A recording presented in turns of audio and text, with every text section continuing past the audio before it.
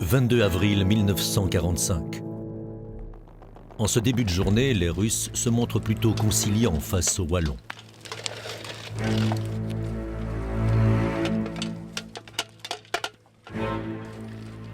Pendant quelques heures, les Bourguignons rescapés pourront enfin respirer.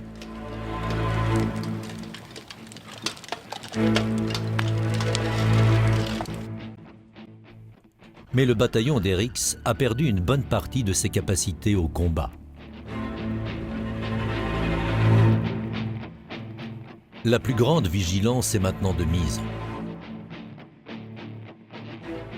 Au cours de la nuit, les premières formations de T-34 russes franchissent l'Oder, tandis que les fantassins parviennent à enfoncer les positions de l'infanterie allemande.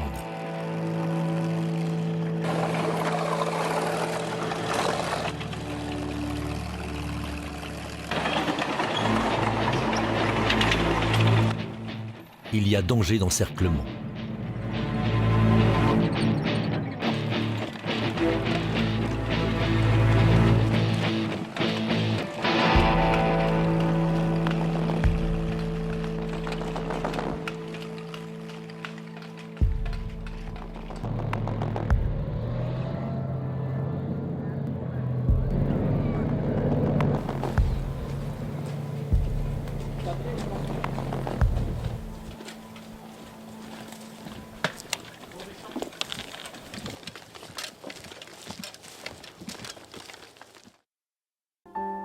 J'en suis encore émue quand j'en parle parce que je connais encore leur nom. Je n'ai pas oublié leur nom, leur départ, leur joie de partir alors qu'ils allaient vraiment beaucoup souffrir. Ils ont dû supporter pendant 4 ans les 50 degrés au soleil et 50 degrés en dessous de zéro en hiver. Je sais que mon mari en a souffert. Il ne l'écrivait jamais, mais je m'en suis aperçue après.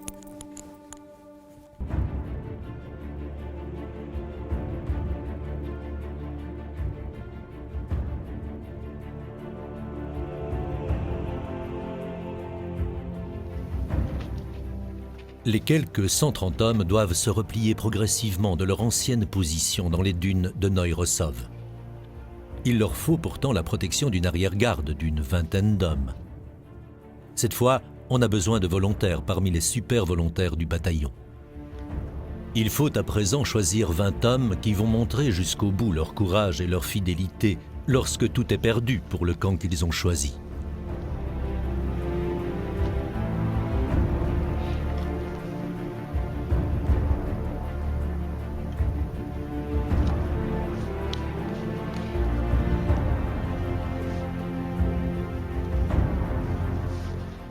Les officiers indemnes sont les premiers à se présenter pour cette mission de sacrifice. Les 3 premiers sont 3 anciens des serments de la jeunesse, partis ensemble le 10 mars 1942. Roland de Vresse, Roger Gondry et Hector Landucci. Se joignent à ces jeunes officiers le lieutenant Albardier, les sergents Valmaderen et Bayard, suivis d'une douzaine de bourguignons résolus. Au moment où le petit groupe va quitter les bois de Pommelen, un officier se présente auprès du responsable de cette mission, le lieutenant Paco, un ami avec qui il a combattu dans le Caucase. Il est arrivé au front la veille en compagnie des lieutenants Charles Généret, Paul Schreiber et Roger de Goï. Sur la route, entre le QG de Grelle à Broussov et Pommelen, il fut légèrement blessé dans un accident de voiture. Il se porte volontaire, lui aussi. C'est le lieutenant Albert Verpoorten, chef d'état-major de la jeunesse légionnaire. Sa réputation de journaliste de talent au sein de la Légion l'a déjà précédé.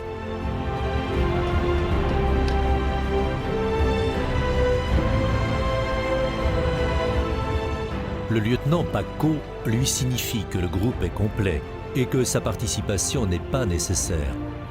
Il y a trop de risques et de plus, il est père de 4 enfants. Mais le lieutenant Verpoorten insiste. Et il a gain de cause. Ils seront désormais 22. Le 23 avril, vers 8 heures du matin, le petit groupe reprend la route empruntée la veille. Ils rejoignent le dispositif de combat à Neurosov, où le lieutenant Gustave Paco a reçu l'ordre de se mettre à la disposition du capitaine allemand qui commande l'ultime défense.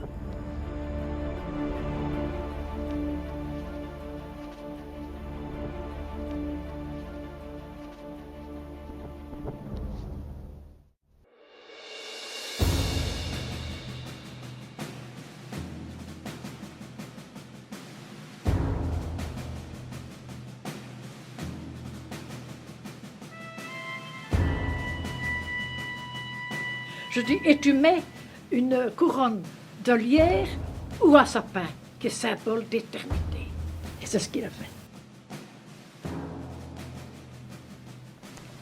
Je dis, vous voyez que l'idéal peut se répercuter d'une génération à l'autre. Je crois que c'est sûrement pas facile de donner sa vie, mais à cet âge-là, on est capable de le faire. Pourtant, il y a eu des officiers de 35 et 40 ans de l'armée belge qui sont venus à la Légion aussi, qui sont devenus de très bons officiers. Et d'autres le sont devenus pendant la guerre.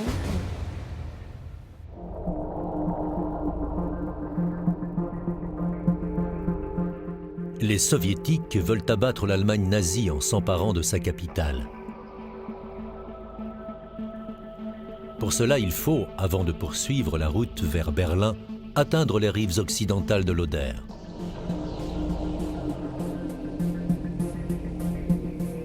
The Germans knew by themselves that when the Russians will cross the Oder, the war is over, definitely.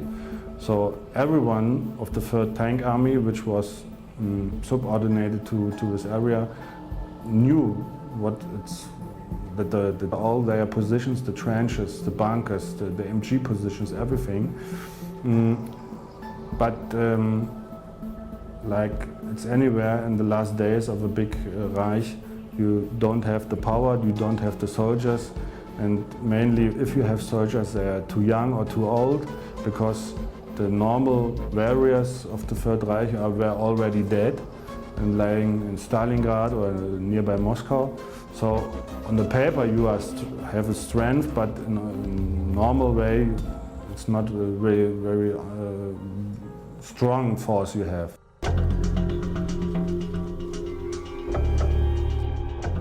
Le groupe reçoit l'ordre de créer une ligne de défense afin de permettre la retraite des autres légionnaires. Conscients qu'ils auront à affronter avec une vingtaine de volontaires des milliers de soviétiques, ils préparent leur défense, notamment en utilisant certains trous d'obus et des positions qu'ils avaient occupées les jours des précédents combats. La tension est extrême.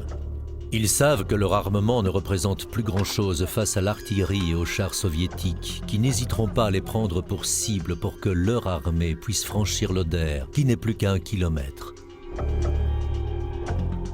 L'attaque russe est imminente. Il faut faire vite. Une attaque surprise est toujours possible.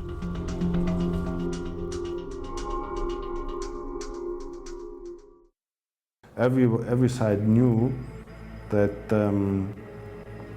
it's at the end. So the Russians wanted to attack the last time to win the war, and the Germans wanted to hold their positions somehow to get their victory. But they already knew that it makes no sense to fight. But for the Walloons and for the Flemish too, for the foreigners in the German army, was every day of fighting there was a day in freedom, because all of them were sentenced to death or for many years in prison in their home countries. So of course they have fought. They knew they wanted to fight, because every day was a day in freedom for them. 23 avril 1945. La veille, les fantassins russes ont progressé, mais ils sont certainement embusqués. C'est trop calme.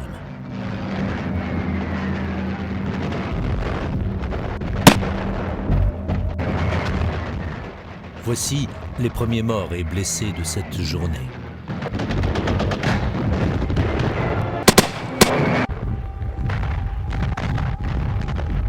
Au loin, des bruits inquiétants de chars se font entendre et l'artillerie bombarde déjà les positions allemandes.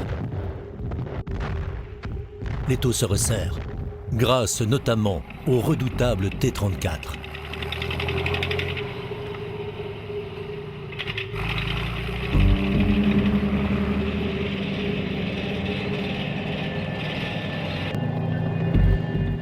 Soudain, les troupes russes donnent l'assaut. Le bombardement est très violent. Les volontaires ripostent comme ils peuvent et une partie tente de se dégager de la zone.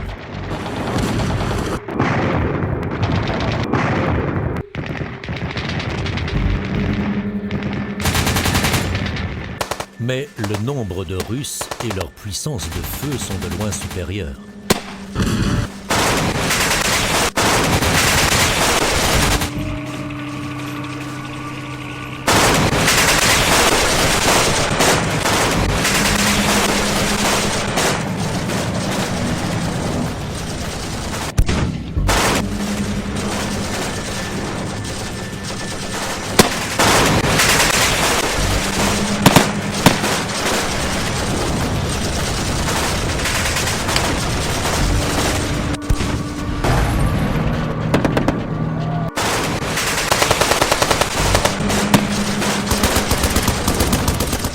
Dans un trou d'obus, situé à moins de 1500 mètres de la ligne de front, Albert Verpoorten, son ami Gustave Pacaud et un autre légionnaire résistent tant bien que mal au feu nourri et au bombardement des soviétiques.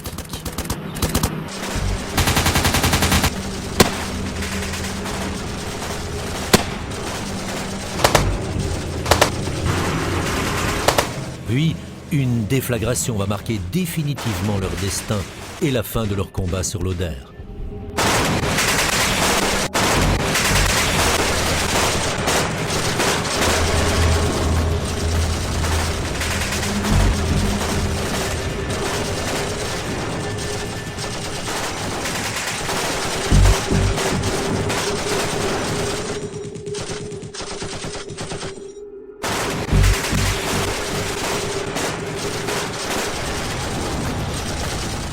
À l'arrière, le poste de commandement allemand rend les armes.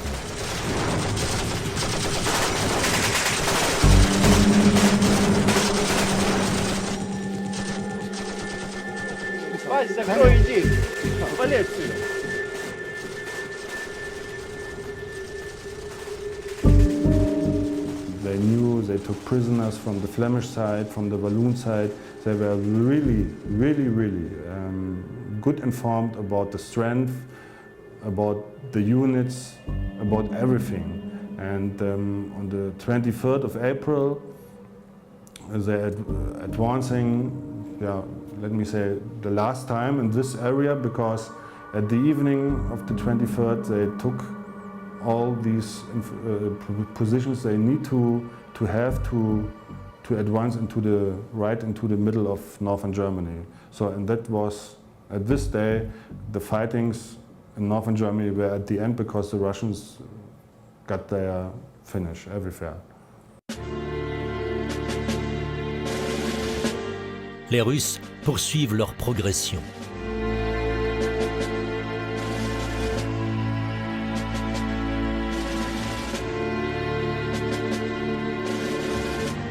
Le lieutenant Verpoorten est atteint gravement au bras et à l'épaule. Il a aussi une sérieuse blessure à la tête, mais il est toujours vivant. Un de ses camarades a eu moins de chance.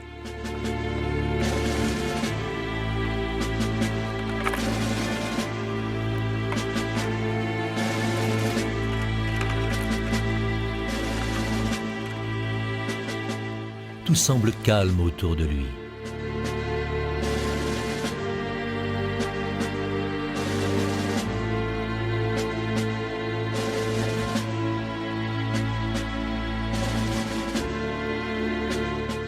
Mais il perd beaucoup de sang et finalement il perd connaissance.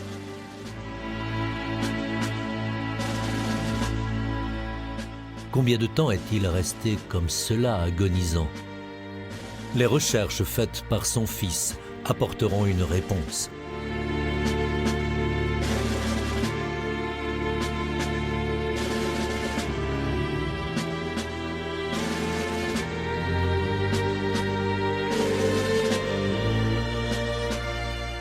Près de 70 ans plus tard, le fils du lieutenant Verpoorten est là. Il foule la même terre et respire le même air. Il aimerait tant entendre un son, un bruissement, un signal.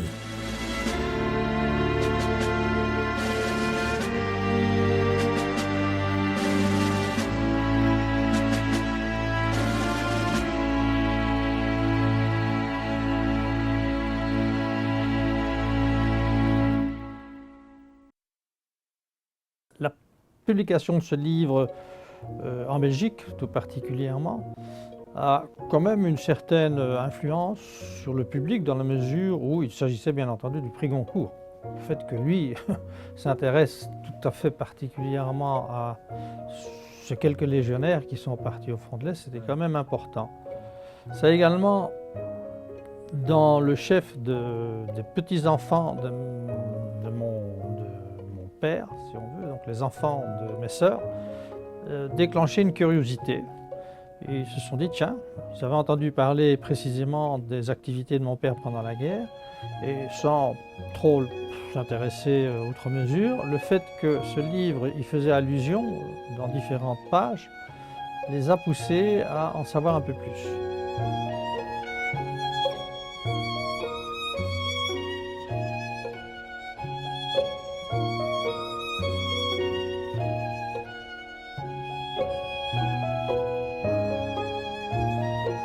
Ceci, bien entendu, nous a incités à nous réunir, je dirais presque en conseil de famille, pour nous décider, une fois pour toutes, à entreprendre ces recherches, qui devaient, de toute façon, prendre un temps quand même important.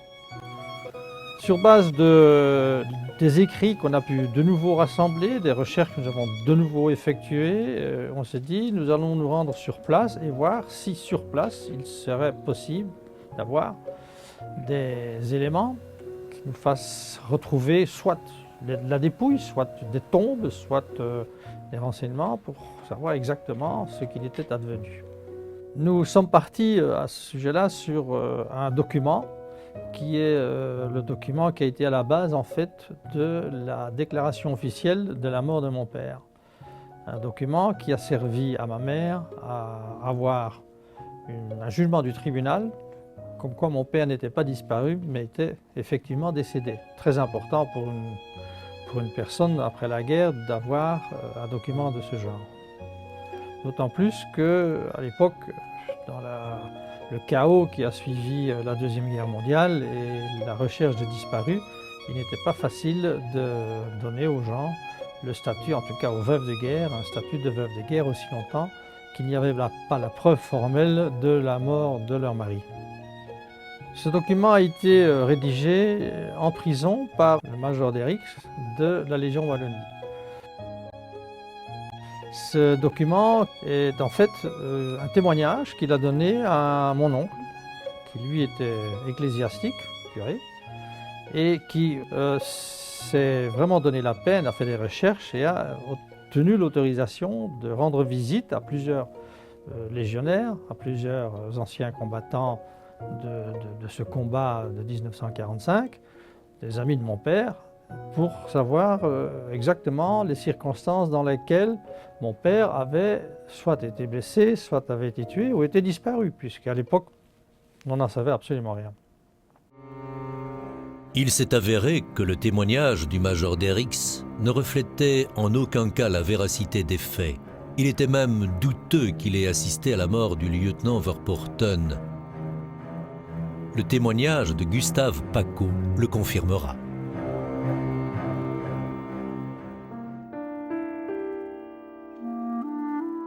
La guerre se termine enfin.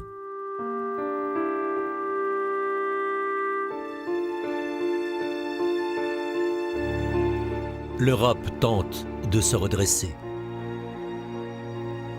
Le curé Fernand Verpoorten est toujours à la recherche de son frère. Il désire aider l'épouse de celui-ci.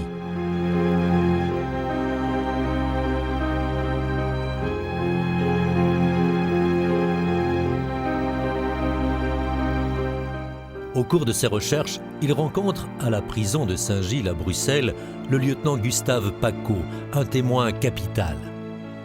Celui-ci lui raconte les derniers instants passés dans la tranchée en compagnie de son camarade Albert Verpoorten, avant que l'obus n'explose.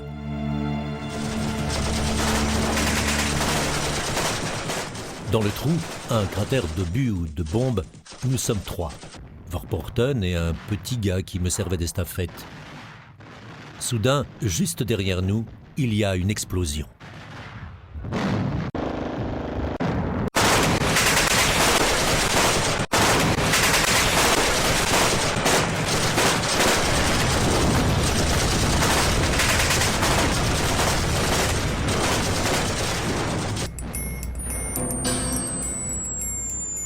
Un son aigu, strident me transperce les tympans. Mon visage repose à même la paroi du trou et je me dis « Gustave, tu vas avoir une belle mort. »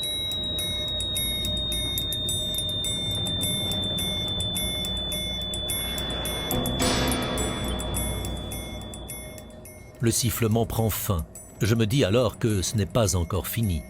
J'ouvre les yeux et je vois tout contre moi le petit gars endormi pour toujours.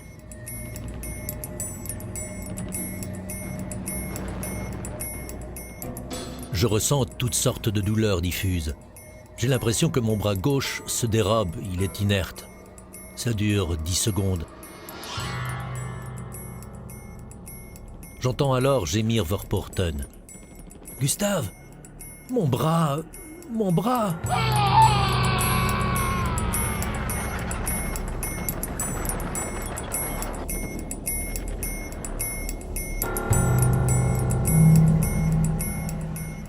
Bien que gravement blessé, Pacaud réussit à se hisser hors du trou pour aller chercher de l'aide.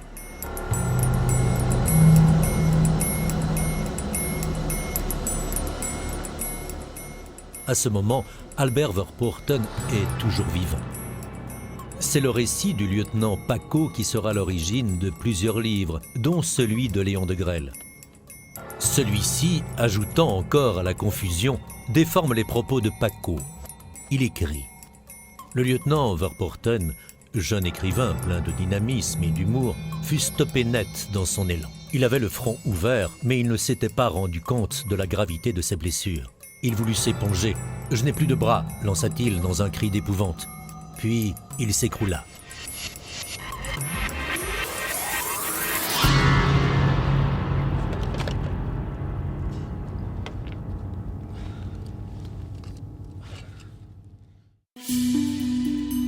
Les rives de l'Oder. C'est dans ce paysage calme et serein qu'en avril 1945, plus de 2 millions de soldats russes lancèrent l'assaut final contre Berlin, à une centaine de kilomètres à l'ouest. Fernand Kaiser-Gruber fait partie des volontaires wallons qui se sont jetés avec acharnement au cœur de la tourmente. Fernand Kaiser-Gruber, comme beaucoup d'autres légionnaires encore en vie, se bat jusqu'au moment où, fuyant l'avancée soviétique, il se rend aux troupes américaines. Il sera condamné à mort, puis emprisonné pendant plusieurs années en Belgique.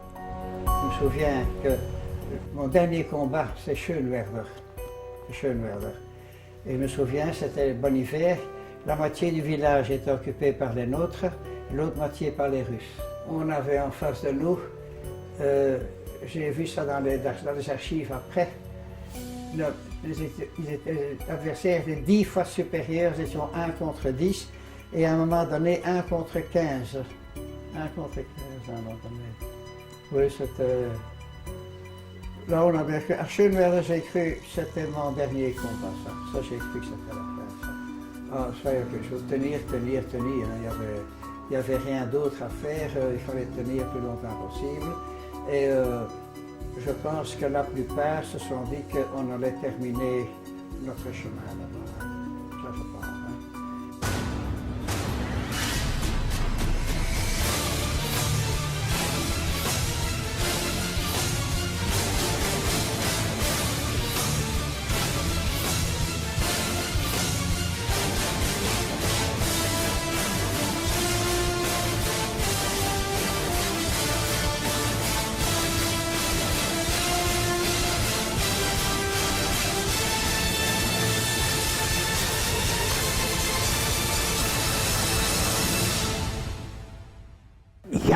Ja, wir glaubten doch, und man hat, ja, die Wunder, an die Wunderwaffe glaubten wir doch, alle, Ja. auch die Soldaten, sonst hätten die nicht mehr gekämpft. Erwin Kieselbach habite à la frontière germano-polonaise à Broussow. Comme beaucoup de garçons de son âge, il est membre des jeunesses hitlériennes. Plus tard, il rejoint une unité anti-char.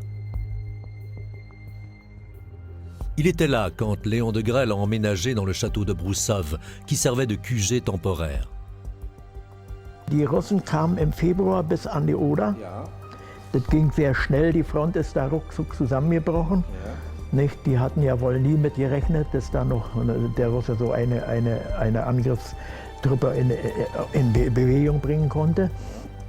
Und nur standen die an der Oder und um Haaresbreite hätten sie auch bei Schwedt die Oder nicht? Da hat man den Panzer noch abschießen können und sie wollten die Oderbrücken in Schwedt nicht? Oder noch besetzen.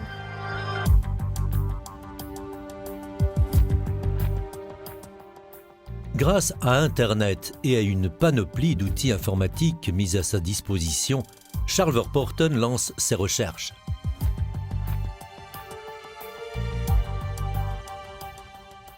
Premier objectif, localiser l'endroit exact où s'est déroulé le dernier combat de son père.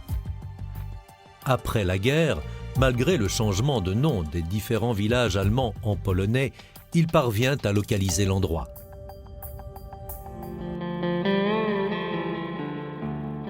Il s'y rend alors en compagnie de ses sœurs.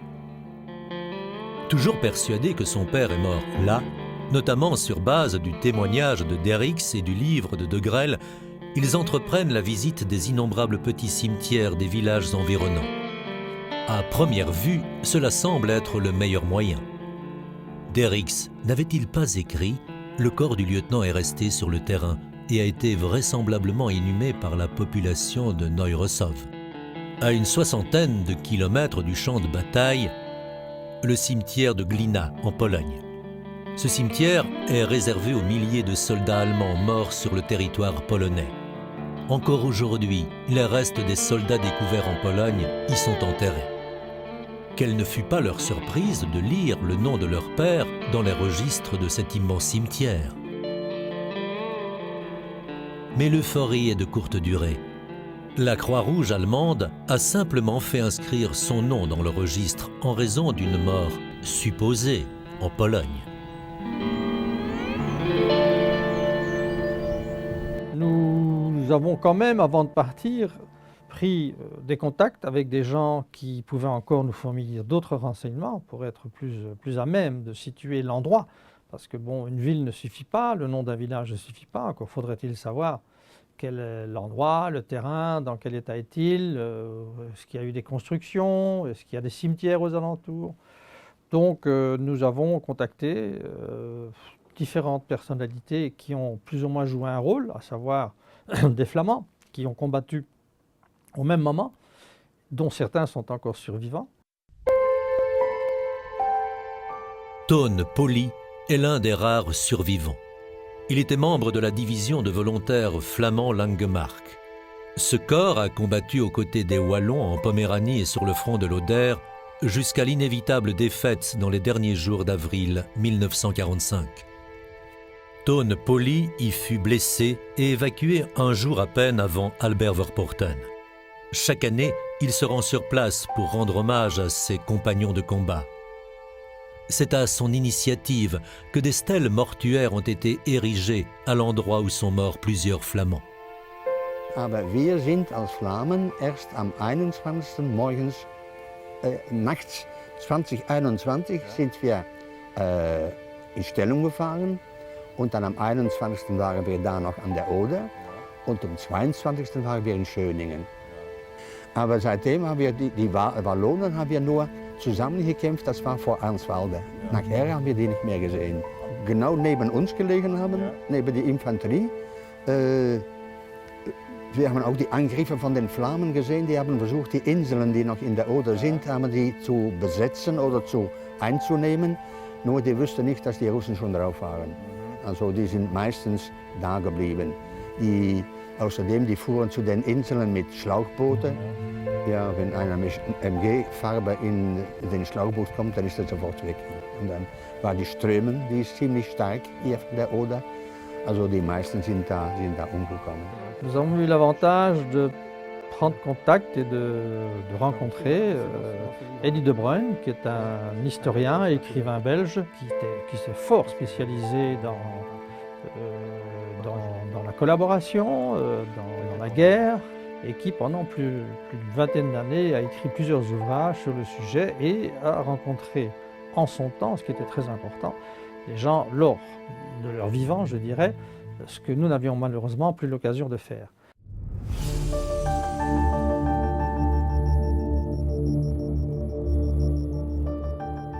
C'est avec passion qu'Eddie de Bruyne a accepté de participer de près aux recherches entreprises par le fils d'Albert Verpoorten sur les terres et dans les régions qui furent les témoins de son dernier combat. The Walloons coming from Neuy-Rozof over there on the left were progressing in that direction to the village Schillersdorf, which is just behind those trees here, and progressed almost till the very beginning of the village, but were not able and couldn't succeed in taking it.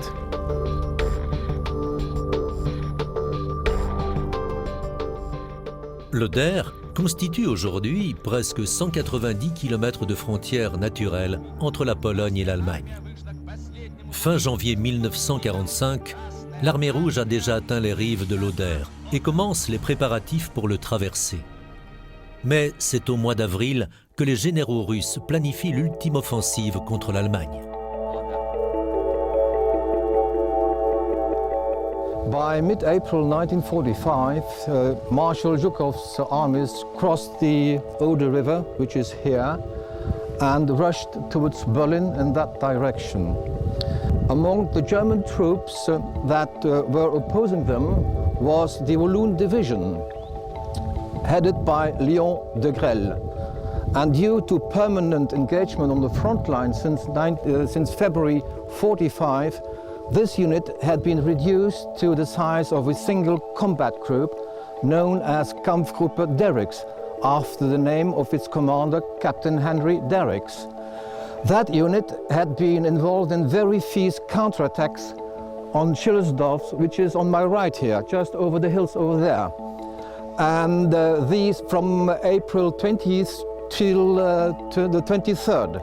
And these attacks having failed, they retreated, leaving behind 22 volunteers to cover the retreat. From those 22 volunteers, only 4 were to survive. So nowadays we're trying to discover the remains of those volunteers, and more particularly the remains of one Walloon officer. En dehors de M. De Bruyne, nous avons aussi essayé de contacter des personnes dont le nom figurait sur le document du major Derricks. Il était question d'un Bayard, un soldat nommé Bayard qui était sergent, qui avait perdu un œil dans le Caucase en 1942. Et Derricks prétend dans son témoignage que Bayard était envoyé sur place pour recueillir les effets personnels de mon père et les ramener, Dieu sait où, à l'unité, l'état-major, Dieu sait où. Il était donc important pour nous de voir dans quelle mesure on ne pouvait pas retrouver le Bayard en question. Bruxelles, le palais de justice et ses innombrables archives. Pour Charles Verpoorten, il s'agit à présent de trouver puis d'étudier et de décortiquer les dossiers concernant Georges Bayard. C'est lui qui aurait ramené les papiers et objets personnels et par conséquent vu son père mort. Mais en Belgique, comme partout ailleurs, une procédure judiciaire s'avère souvent longue et difficile, car la bureaucratie fait souvent obstacle, surtout quand il s'agit de fouiller dans une des périodes sombres de l'occupation allemande. Il se fait que il a disparu. Il a disparu tout simplement. Les ayants droit, comme ils disent, nous ont tout simplement confirmé qu'effectivement, que leur arrière-oncle, un certain Bayard, était effectivement allé là-bas se battre, mais on ne savait rien de plus que cela.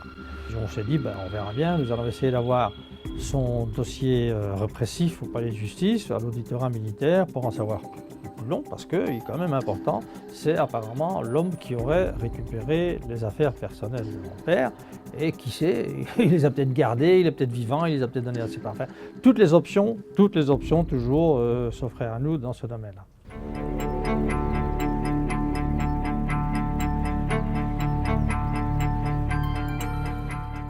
Nous voici en Pologne.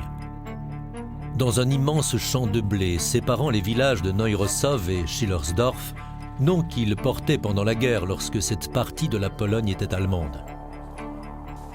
Il s'agit des champs de bataille où, en avril 1945, les troupes allemandes en retraite ainsi que des Wallons ont mené leur dernier combat contre la puissance de feu de l'armée soviétique. Ces deux hommes recherchent aussi des indices. Ils ont rejoint Charles Verpoorten dans sa quête. Trouver le trou d'obus dans lequel son père avait pris position le 23 avril 1945. German container for gas mask. All what is left of the fighting in 45. This is belt, but this is a piece of special equipment for carrying all the tools of the gas mask and bread bag. German 4 cm automatic anti-aircraft gun. So this is from Thyssen company, because Thyssen was the commander of a heavy company with anti-aircraft guns.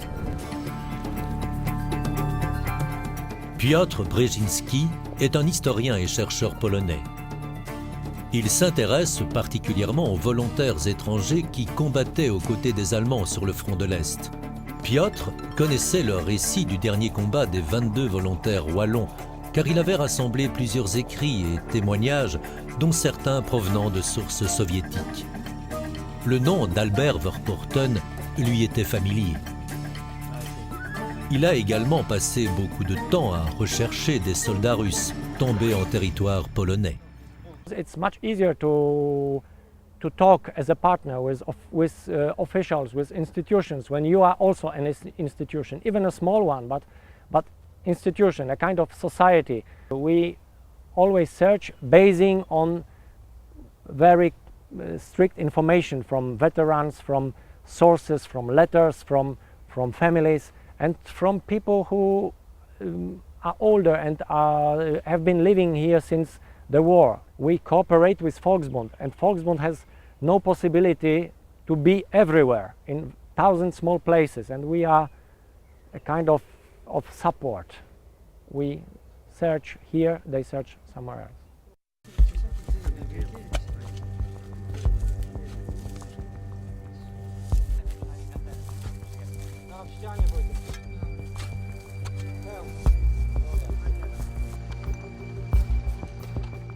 La découverte de restes de soldats allemands et russes éparpillés sur les anciens champs de bataille autour de l'Oder lui ont fourni de précieuses informations.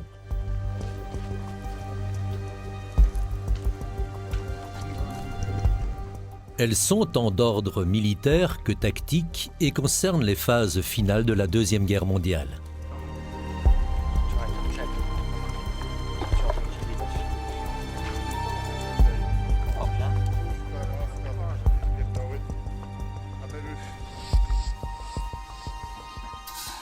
Andrzej Ossowski est médecin légiste. Dans son laboratoire de Stettin, il effectue des analyses ADN. Des prélèvements sur les squelettes sont effectués afin d'aider à l'identification de soldats retrouvés dans les anciens champs de bataille, ou bien ceux enterrés dans des fosses communes. Okay, when we have some piece of bone from exhumation, first we must clean it. We must take out this outside parts. Then we cut it, and then we frozen it and make a powder from this bone and isolate DNA. We use special techniques to isolate nucleus DNA, and isolation, it needs 2 or 3 weeks sometimes. Normally, when we isolate DNA from fresh material, we need 2 hours, 3 hours. And for so old material like this, we need sometimes weeks to isolate DNA, to find it and to find DNA in good condition, which we can use for amplification, and then which we can these results compare with families. Par pure coïncidence, le terrain n'est pas inconnu de Piotr Brzezinski.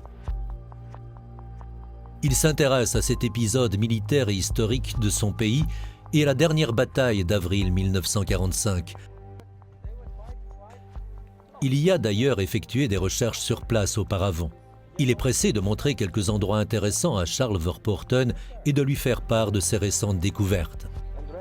Here under this tree, this small tree, we found 2 soldiers lying, one on the other. Some meters further there was another one, some meters further another one.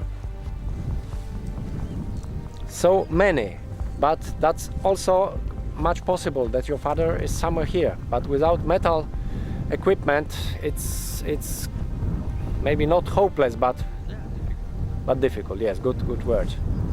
Ayant déjà fait des fouilles sur certains endroits, ils ont eu l'occasion d'ailleurs d'identifier un Wallon dont ils avaient retrouvé le squelette et dont ils avaient retrouvé une médaille qui était la Croix de Bourgogne, qu'ils ont transmis en Belgique et où, grâce à la collaboration de M. Lebrun, qui avait la liste dans ses archives, ils ont pu identifier la personne qui était morte, qui d'ailleurs était un ami de mon père.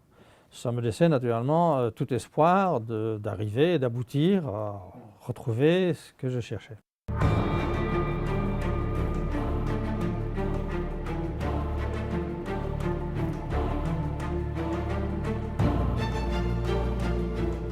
I'm going to show you where the command post was of the command of the battalion Kampfgruppe Henry Derricks, but we are not sure. We just suspect that this is the very spot from where he commanded his 4 companies, which were attacking again in that direction to Schillersdorf. So this is the place where we are going to dig up with the hope to find some remains.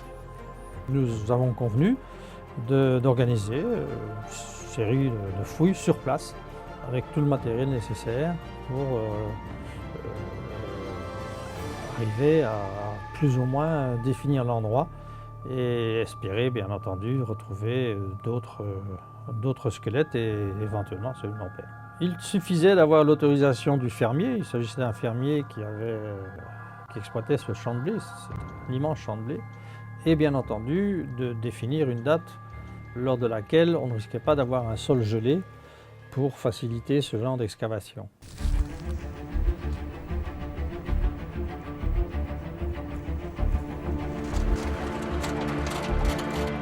Le nombre des chercheurs ne cesse de croître. Cette fois, c'est la VBGO qui vient grossir les rangs des effectifs sur le terrain.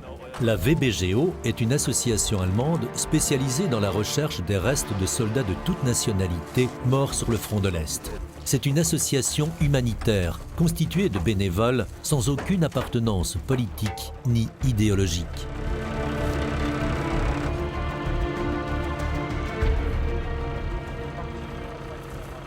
We are searching on the former battlefield. There was some bridgehead here west of the Oder, and the Soviet troops came to the village named Schillersdorf, and the Wallonish and Flemish troops try to push them back east to the Oder, and a lot of them felt there were very heavy losses and incredible losses on both sides, on Soviet sides as well, on German and Wallonish side.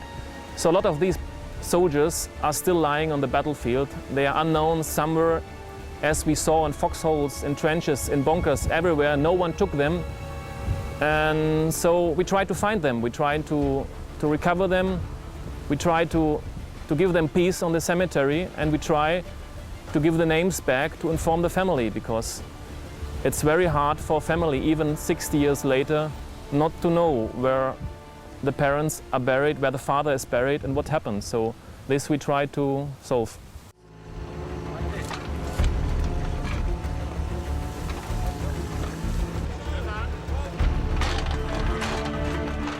Les fouilles démarrent. La tension et l'émotion sont perceptibles sur les visages. Le moindre indice mis à jour est un sujet d'interrogation et d'espoir.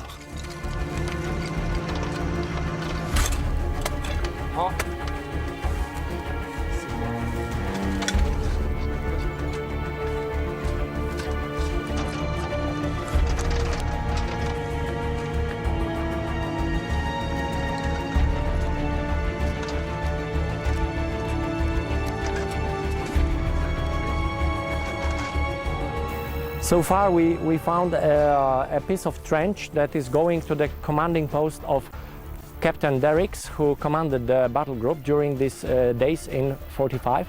And on the bottom of the trench there is a lot of material lost by the soldiers who were retreating, dropped simply before retreat. And on that we can tell what was happening here, and also not only material, because we found a skeleton of a fallen soldier, and friends from Germany, from VBGO organization, now they are starting to check how the body is located, what is the position of the body, and how to excavate it and open it like archaeologists do.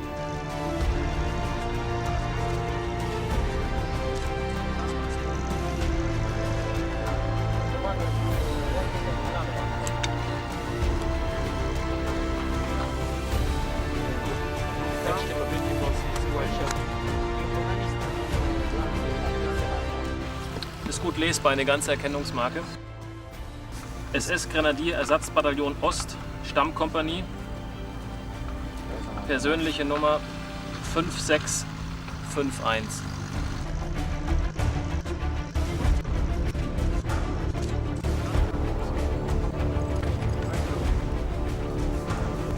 We're really happy. Es ist immer sehr schwierig, eine ganze Erkennungsmarke zu finden. In diesem Zustand, das ist immer ein Glück. Wir hatten ein bisschen Aluminium, eloxiertes Aluminium unter dem Kopf. Wir hatten schon die Vermutung, dass die Erkennungsmarke dort war. Aber zum Glück war es nicht so.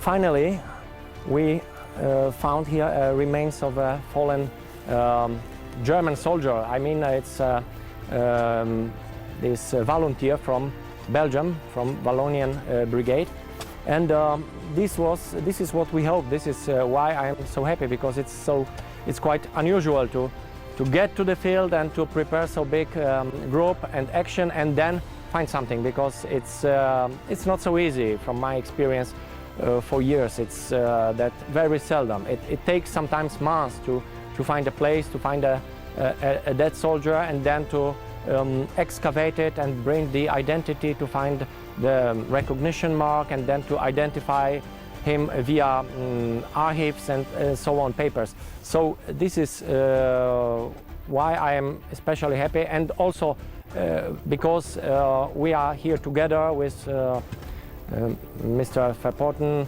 and the relatives of the soldiers who are missing here and never came back from the war.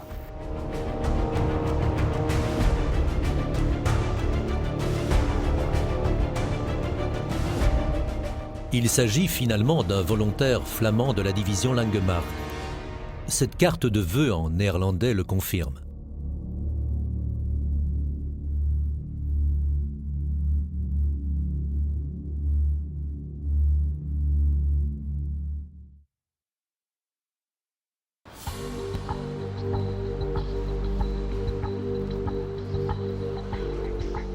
De retour à Bruxelles. N'ayant pas trouvé trace de la dépouille de son père lors des fouilles, Charles Verpoorten se rend à nouveau aux archives. Finalement, il reçoit l'autorisation de consulter les dossiers d'enquête établis par la justice militaire relatifs aux anciens légionnaires, dont celui de son père. Il espère ainsi trouver d'autres indices pour poursuivre ses recherches. Lorsque j'ai eu accès aux archives de mon père, là j'ai trouvé un certain nombre d'éléments qui semblaient confirmer qu'effectivement il était mort et qu'effectivement Bayard ou quelqu'un d'autre avait ramené les derniers objets ou les objets qu'il avait sur lui lorsqu'il était mort.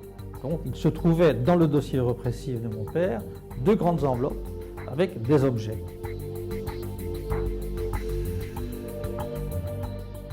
Un peigne, un petit miroir, un briquet, mon père fumait beaucoup, des photos de famille,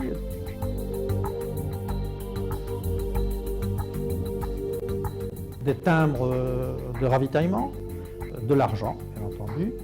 Et en plus, il était indiqué dans le dossier répressif que parmi les objets énumérés se trouvait une plaque avec un numéro 9020 et vraisemblablement SS sur la plaque.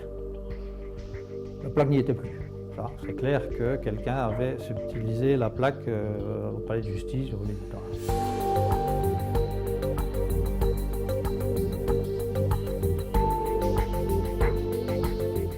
Certains documents attirent son attention de par leur origine. Il décide de remonter jusqu'aux sources. Il se rend dans d'autres salles d'archives, dont celle des Archives générales du Royaume et à l'ancien ministère de la Reconstruction. Il y a là des milliers de documents à étudier, des kilomètres de rayonnage à parcourir.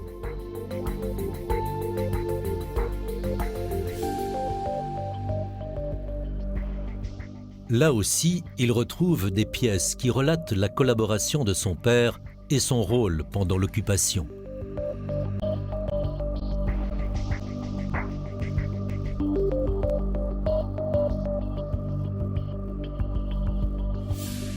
Ma plus grande crainte, bien entendu, était de retrouver dans ce dossier répressif des faits, des reproches, des éléments, des preuves, des accusations que mon père avait participé d'une manière ou d'une autre à des actions répressives, à des assassinats, puisqu'il y avait énormément, il ne faut pas l'oublier, il y avait parmi les Wallons, parmi les SS, parmi les Flamands, parmi les collaborateurs, des gens qui se sont rendus coupables de faits tout à fait répréhensibles, des crimes qui ont d'ailleurs, à juste titre, été fusillés après la guerre.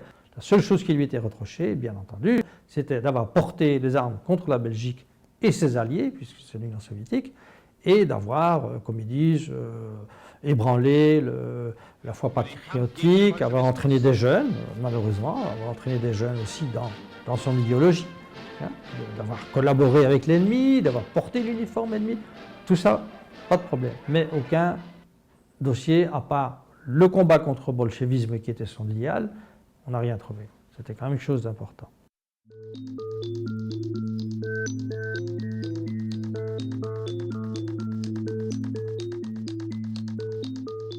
Les visites aux archives se succèdent. Et c'est finalement aux archives du ministère de la Reconstruction que, coup de théâtre, il déniche un document qui s'avérera capital pour la suite des recherches et qui remet en cause la mort de son père.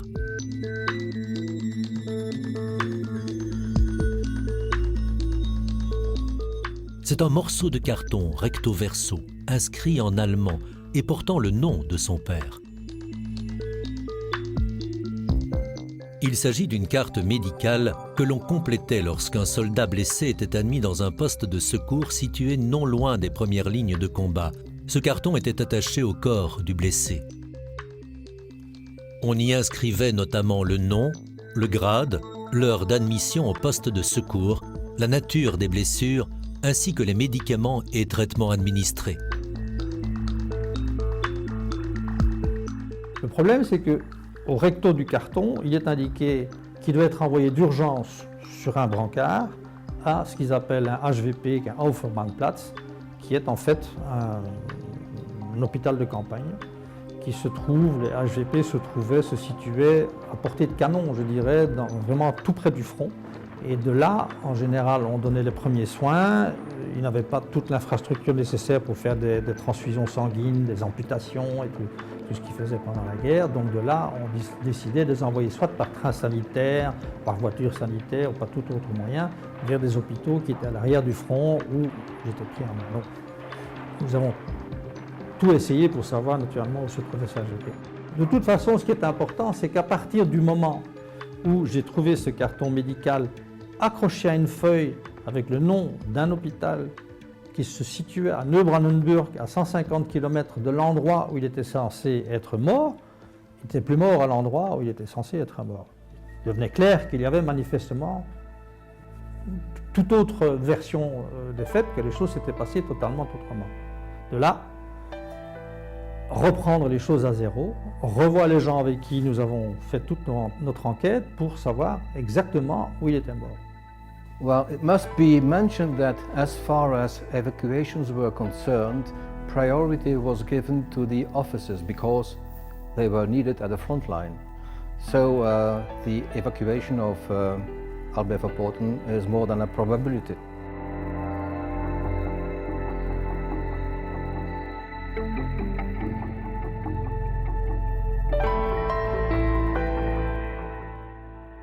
The Krankenzettel here was attached to another document we found in the archives, the Belgian archives, and who put us on the trail of the hospital, the main hospital in Neubrandenburg, which was the military hospital of the 3rd Panzer Army.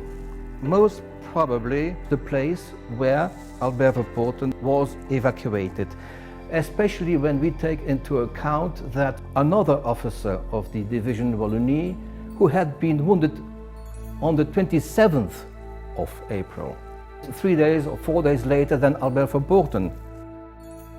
That officer, Count de Bakker de Réville, which is an assumed identity, was reported killed in action on the 27th, so later than Verpoorten. Tout semble donc indiquer qu'il aurait été évacué vers cet hôpital, situé à une centaine de kilomètres de Neurosov, fait que l'on n'a jamais mentionné tout au long de l'enquête. Toutes les recherches se sont focalisées sur la découverte de cet hôpital et d'un cimetière proche où auraient été enterrés les morts de cet hôpital. Mais il n'existe aucune référence pour localiser exactement cet endroit. Donc l'idée, naturellement, c'était de trouver ce fameux hôpital de Neubrandenburg où aurait été évacué mon père. De même que le fameux Landucci, qui était un ami à lui, quand quelqu'un a sauté dans le trou de mon père, où on s'est tiré dans tous les sens, qui a crié « le lieutenant Landucci est mort », personne ne sait s'il est vraiment mort. Donc lui aussi, il serait intéressant, faudrait-il avoir le temps, de continuer à fouiller pour voir si effectivement lui aussi n'aurait pas été évacué ailleurs. Enfin bref, la suite de l'histoire nous prouve d'ailleurs qu'il y a tellement d'inexactitude dans les récits parce que les choses ne se passent pas toujours comme on peut l'imaginer, comme on le raconte. Of course you can ask many questions but you will never get an answer because the documents were lost, the information is lost, the soldiers are dead and the witnesses are dead and you cannot find the witnesses, of course. It's not very easy. So that's a normal thing that I do every day to find informations other people wanted to find. I found out at an archive that this lazaret was established on the 26th of April or on the 25th. But the lazaret was established in this day when the Germans ordered to evacuate the city. So that means all members of this lazaret were still in the town and all these other German soldiers were already escaped towards Schwerin. That means all the members of this lazaret couldn't escape anymore and became prisoners of war or died there.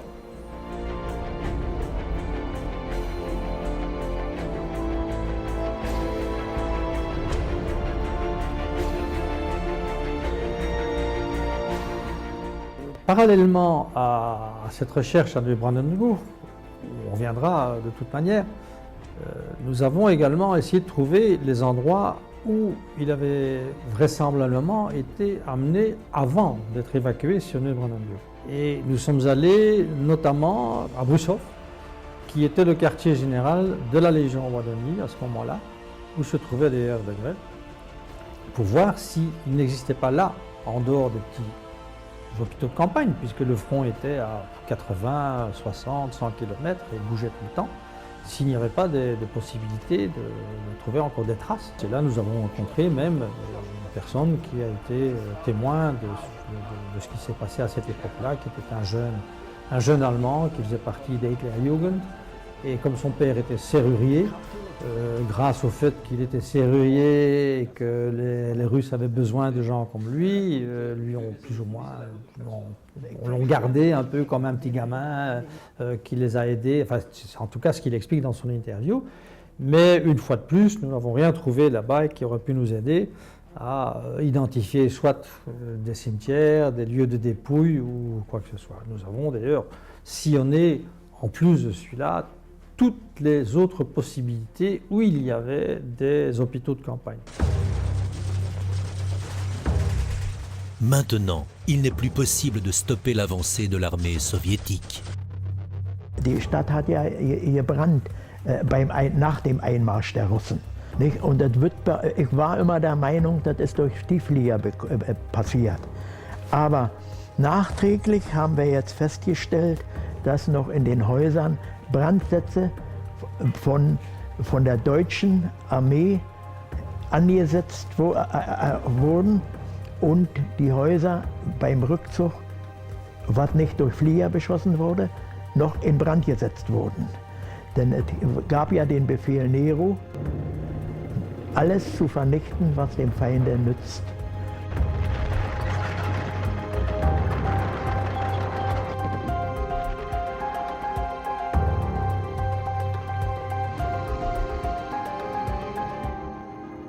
Und es ist auch damals ein Durcheinander gewesen mit der ganzen Bestattung. Teilweise wurden die an Ort und Stelle beerdigt erstmal. Es waren ja keine Menschen hier, die beerdigen konnten. Und die haben ja hier tagelang gelegen, die mussten ja weg. Es musste ja wegen Seuchengefahr, es lag ja auch überall totes Vieh hier herum. Es war ja nicht bloß die Menschen. Nicht? Und die mussten erstmal beerdigt werden. Und dann kam nachher der Befehl, dass die alle eingesammelt wurden. Und die Russen kamen nach Prenzlau. In Prenzlau hat man einen russischen Soldatenfriedhof gemacht, auch in Lüttnitz.